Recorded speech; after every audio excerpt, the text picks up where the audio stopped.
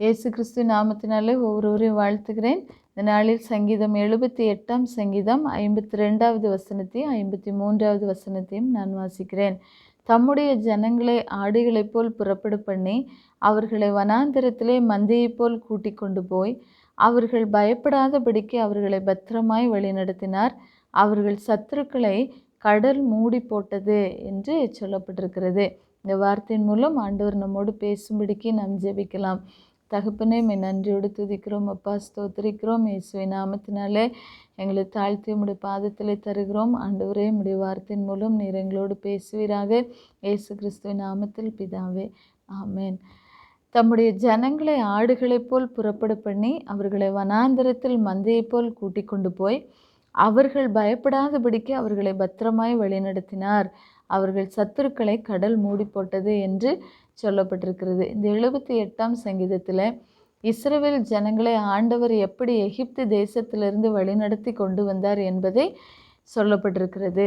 ஆண்டவர் அவர்களை எப்படி வழிநடத்தி கொண்டு வந்தார்?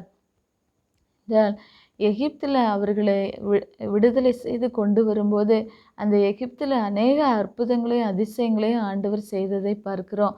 அநேக காரியங்கள் செய்யப்பட்டது. அப்படிப்பட்ட அற்புதங்களை பார்த்த இஸ்ரவேல் ஜனங்கள் அவர்கள் அந்த இடத்திலிருந்து வெளியே வரும்போது பல தடைகள் வந்தது, வனாந்திரம் வந்தது, தேவைகள் வந்தது. அவர்களுக்கு உணவை குறித்து தண்ணீரை குறித்த தேவைகள் இருந்தது. அவர்கள் இப்படிப்பட்ட இடங்களிலெல்லாம் ஆண்டவரை நோக்கி கூப்பிடுகிறார்கள், முறுமுறுக்கிறார்கள். ஆண்டவர் அவர்களுடைய தேவைகளை சந்தித்து அவர்களை வழிநடத்தி வந்தார். இந்த வசனம் சொல்லுகிறது, அவர் தம்முடைய ஜனங்களை ஆடுகளைப் போல புறப்பட பண்ணி அவர்களை வனாந்தரத்திலே மந்தையைப் போல கூட்டிக் கொண்டு போய் என்று அவரே புறப்பட பண்ணுகிறார். புறப்பட பண்ணுகிறவர் தான் கூட்டிக் கொண்டு போகிறார். நீங்கள் போங்க, நான் வரேன் என்று சொல்லவில்லை. அவர் புறப்பட பண்ணினது போலவே அவரே அவர்களை கூட்டிக் கொண்டும் போகிறார்.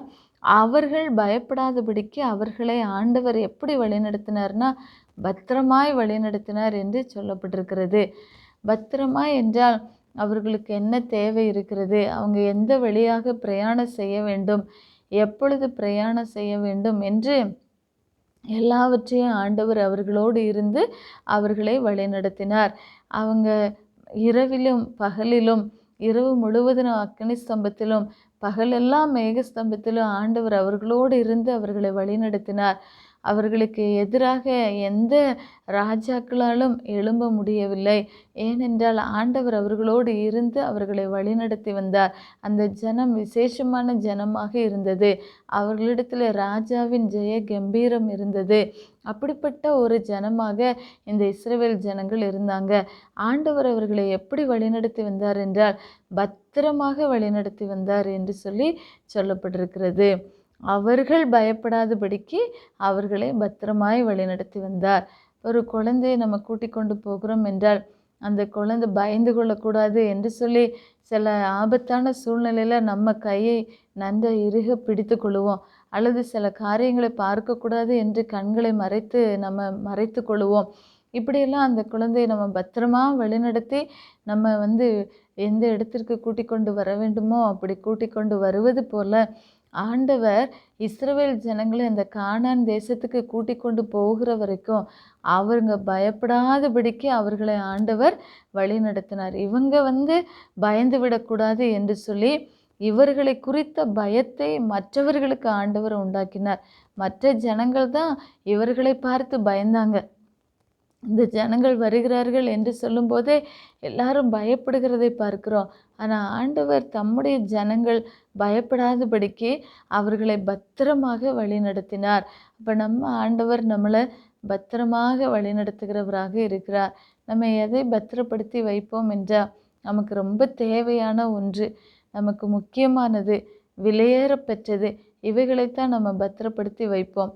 அப்படித்தான் ஆண்டவர் நம்மை பத்திரமாக வைக்கிறார் என்று வேதம் சொல்லுகிறது. அப்படி என்றால் நாம் நம்முடைய ஆண்டவருக்கு முக்கியமானவர்கள், தேவையானவர்கள், நம்ம விலையேற பெற்றவர்கள், நம்ம விசேஷமானவர்களாக இருக்கிறபடினால ஆண்டவர் நம்மையும் பயப்படாதபடிக்கு, நம்ம இடறிவிடாதபடிக்கு நம்மளை பத்திரமாக வழிநடத்துகிற தேவனாக இருக்கிறார். இதுவரைக்கும் நம்மளை பத்திரமாய் வழிநடத்தினார். இனிமேலும் அவர் பாதுகாப்பாக பத்திரமாய் வழிநடத்துவதற்கு அவர் போதுமானவராக இருக்கிறார். ஆண்டவர் நம்மோடு கூட இருக்கிறதை ஒவ்வொரு சூழ்நிலையிலும் நம்மளால் பார்க்க முடியும். இஸ்ரவேல் ஜனங்க செங்கடலுக்கு முன்பாக நிற்கும்போது ஆண்டவர் அவர்களுக்காக வழியே இல்லாத இடத்துல ஒரு வழியை திறந்தார். அதே மாதிரி பாருங்க, வனாந்திரத்தில் அவர்கள் தாகத்திற்கு கண்மலையிலிருந்து ஆண்டவர் தண்ணீரை தந்தார். தூதர்கள் உண்ணும் அப்பத்தை அவர்களுக்கு மன்னாவை புசிக்க கொடுத்தார்.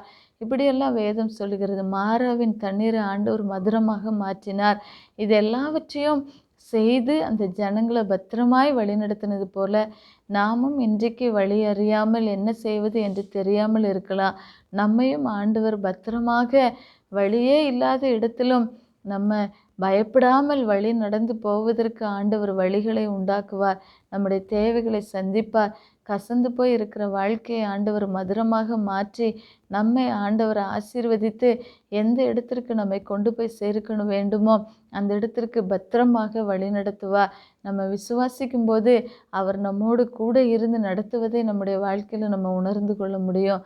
ஆகவே இந்த வார்த்தையின்படி அவர் நம்மை பத்திரமாய் நடத்த வல்லமையுள்ளவர் என்பதை விசுவாசித்து அவருடைய பிரசன்னத்தை நம்ம உணர்ந்து கொண்டு நம்முடைய வாழ்க்கையில் ஆண்டவர் செய்கிற நன்மைகளுக்காக நம்ம அவருக்கு நன்றி செலுத்துவோம். நாம் ஜெபிக்கலாமா? பரிசுத்தமுள்ள எங்கள் நல்ல தகப்பனே, இயேசுவின் நாமத்தினாலே எங்களை நம்முடைய பாதத்தில் அர்ப்பணிக்கிறோம் அப்பா. அந்த வேளையிலும் கர்த்தாவே, இஸ்ரவேல் ஜனங்களை நீர் எகிப்து தேசத்திலிருந்து புறப்பட பண்ணினீர். நீரே கூட்டி கொண்டு போய் அவர்களை பத்திரமாய் வழிநடத்தினீர் என்று வேதம் சொல்லுகிறது போல எங்களையும் நீங்கள் பத்திரமாக வழிநடத்துகிற தேவனாய் இருக்கிறபடியாலும் உமக்கு நன்றி செலுத்துகிறோம்.